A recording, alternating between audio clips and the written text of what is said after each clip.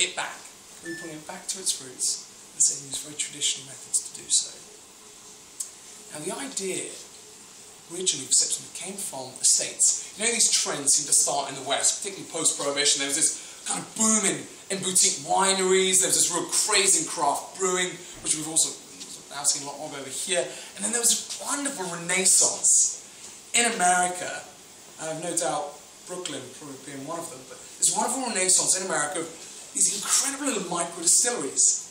And you could always go to these places, you know, you could meet the teams, you could see how and where it all happened. And it was all done by hand and on an incredibly small scale.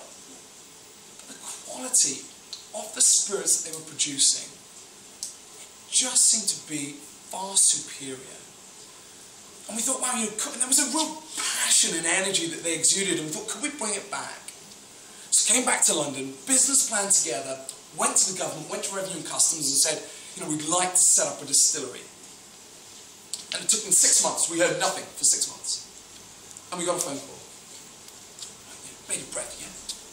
They said, gentlemen, we are not going to grant you a distiller's license.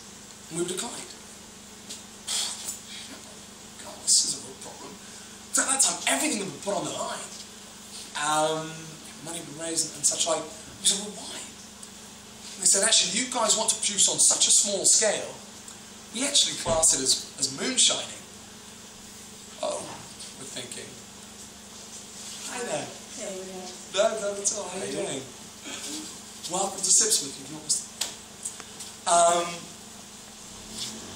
And I said, actually, secondly, no one had granted a distiller's license in London for almost 200 years, since Beefeater in 1823. There was actually no one alive in London offices who knew how to. Oh, thinking this feels like a real serious problem. They said, look, we've got one more avenue, if you will, that we can explore. One more thing that we can try. So we're going to go to the Scots. Apparently they're a lot freer handing out these licenses. And they said, we're going to get back to you. Another 2 years went by.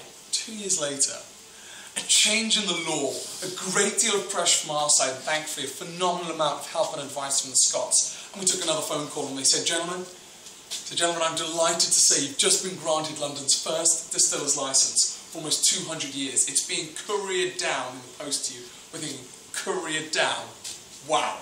Some kind of parchment, you know, papyrus, scroll, red wax, seal, signature from royalty. I'll very quickly show you what we got.